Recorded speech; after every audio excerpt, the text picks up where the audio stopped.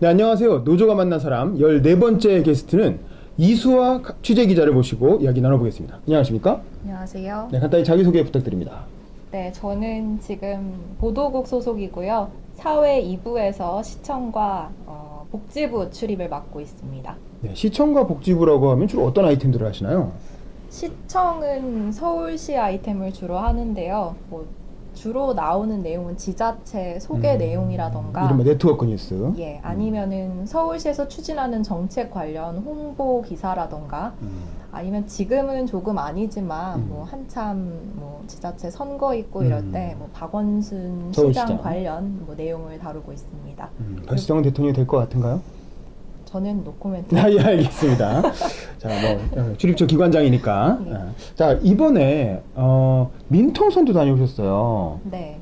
지난번 싱가포르 혹은 남북 정상회담에 맞춰서 다녀오셨는데 어쩌다 거기까지 들어가게 되신 거예요? 저도 처음에 정치부 파견이 됐을 때는 사실 제가 민통선에 갈 거라는 생각을 못하고 기껏해야 파주 정도 가겠다라고 생각을 했었는데 파견이 딱 받고 그 다음에 바로 부장께서 전화를 하셔서 이번에 우리는 조금 다른 그림으로 가고 싶다. 그쪽의 분위기를 전해주는 게 어떻겠냐. 거기 안에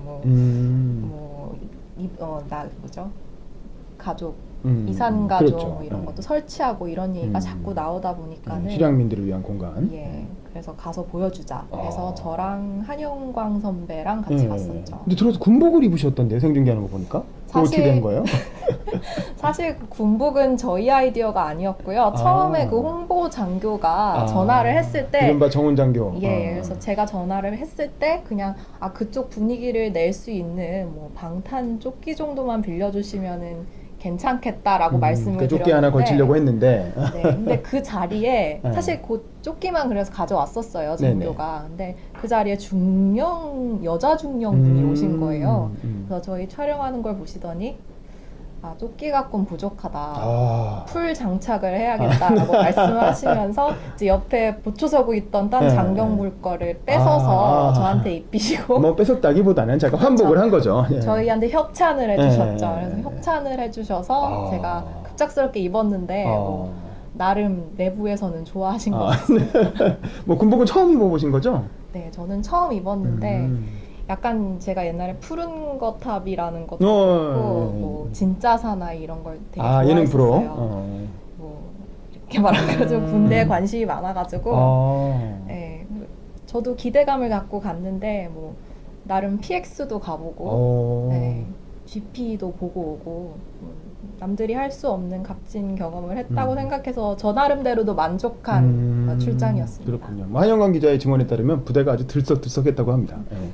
왜 여기에 여자가 있지 이런 분위기였어요. 신기하기도 했을 테고.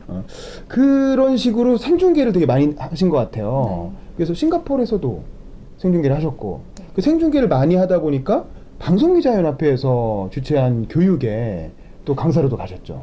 네, 맞습니다. 그건 어떻게 된 거였어요? 그거는 김수영 선배가 사실 기자협회에 요청이 와서 이번에는 MBN 기자가 한 명 해줬으면 좋겠다라고 해서 지원을 계속 받으셨어요. 근데 누구 교육할 사람? 근데 지원자는 없었던 거예요.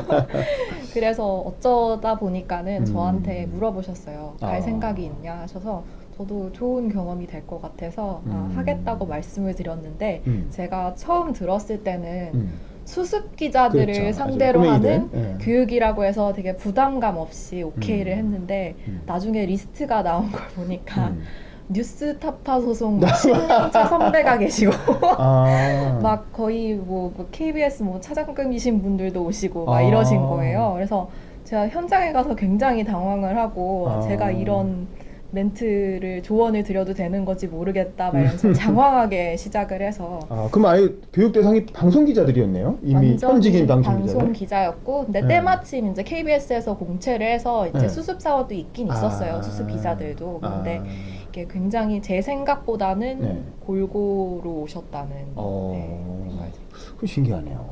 그 어땠어요? 그 교육 분위기는 어땠어요? 다들 다행히도 경청해 주시는 분위기였고 그리고 저도 하면서 좀 얘기를 하면서 그 긴장감이 풀린 것 같아요. 근데 처음에는 진짜 약간 아 이거 저 잘못 왔다. 망했다. 이런 하극상이 있나 막 이런 생각을 하면서 시작을 했었죠. 그럼 근데 주로 무슨 얘기를 해줬어요?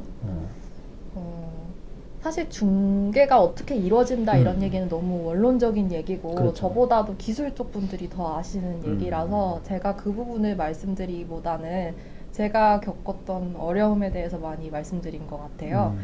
이를테면 처음에 딱 마이크를 잡았을 때 어떤 느낌인지 그리고 그걸 극복하기 위해서는 극복하기 위해서 제가 썼던 팁이라든지 이런 걸 공유하는 자리로 저는 생각하고 갔고요. 그래서 가르친다기보다는 좀 저는 이런 식으로 극복했어요라는 극복기를 좀 들려드리는 식으로 했던 것 같아요. 좋습니다. 사실 우리 회사에서도 이제 수습 기자를 작년에만 2기수를 뽑았고 네. 또 조만간 뽑을 거고 그래서 이제 생중계를 많이 해야 하는 생중계에 새로 투입될 수습 기자들이 많이 있는데 그 친구들도 뭐 이 영상을 보지 않겠습니까? 이제 그 친구들을 위해서 본인이 그런 생중계의 어려움을 극복했던 꿀팁 이런 걸 좀 공개한다면 어떤 게 있습니까? 저는 처음으로 MNG로 이제 데뷔를 했는데 그렇죠, 생중계. 네. 6개월도 안 됐던 걸로 기억을 해요. 그래서 기자보가 갓 돼서 갑자기 철야 출근이었는데 네, 체류당직은 되게 그냥 좀 약간 방만하게 이렇게 대기하다가 아무 생각 가는 없이 건데. 있다가 5시쯤에 네. 그때 이진욱이 경찰에 출석하는 날이었어요. 미투 혐의로 고발당했었죠. 예, 네. 맞습니다. 그래서 나오는데 사람이 없어서 너가 한번 가봐라 라는 얘기를 갑자기 듣고 전 패닉해서 갔죠. 약간 수습 기자에게 5시는 미친 시간이잖아요. 네, 그렇죠. 그래서 패닉해서 가서 처음 탔는데 어, 그때 현장에서 기억을- 원고도 다 쓰고. 네. 바로, 가면서 막 덜덜 떨면서 쓰고 네. 막 가서 머리가 하얗고 막 이랬던 어. 기억이 있는데 제 생각에 가장 중요한 거는 음. 나의 역량을 알란 것 같아요. 너 자신을 알라.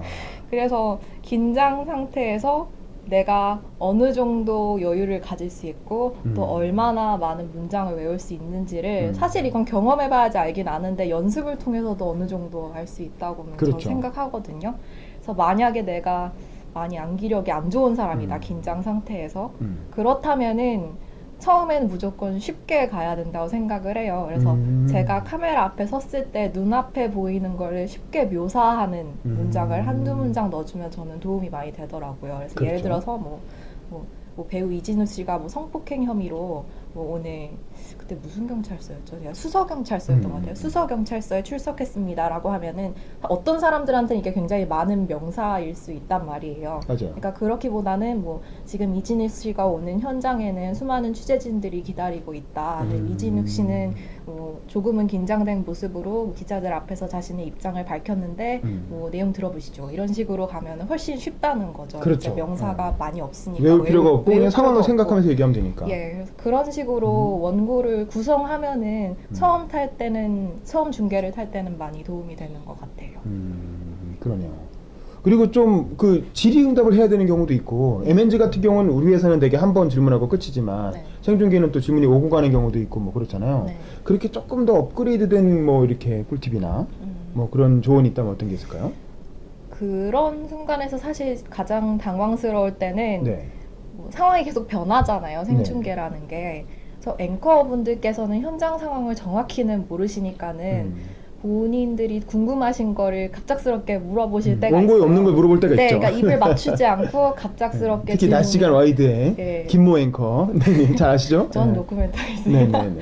그래서 그렇게 이제 진행이 될 때가 있는데 그럴 때는 전 솔직히 임기응변을 너무 노력하지 말라고 얘기하고 싶어요. 왜냐하면은 뭐 그 순간을 모면하는 것도 굉장히 중요하지만은 팩트를 전달하는 것도 굉장히 중요하잖아요. 맞습니다. 그래서 제 경험은 아니지만은 뭐 다른 사람들 경험을 들어보면은 그런 때 말이 막 나가다가 뭐 기자단끼리 엠바고를 뭐 실수로 깬 적도 있다. 뭐 그렇죠. 이런 얘기도 있고 아니면은 사실 확인이 되지 않아서 뭐 계속 이렇게 전해집니다. 뭐 이렇게 알려졌습니다라고 했는데 나중에 뭐 출입처 관계자로부터 이건 어디서 알려진 거냐라는 등 이렇게 컴플레인이 들어온 경우도 있다 뭐 이러더라고요. 그래서 저 같은 경우는 확실히 모른다면은 그냥 이번까지는 아직 취재가 되지 않았다. 다음에 좀 더 자세히 취재를 해서 뭐 알려드리겠다. 이 정도로 무면하는 게 가장 무난하고 안전한 방법인 것 같아요.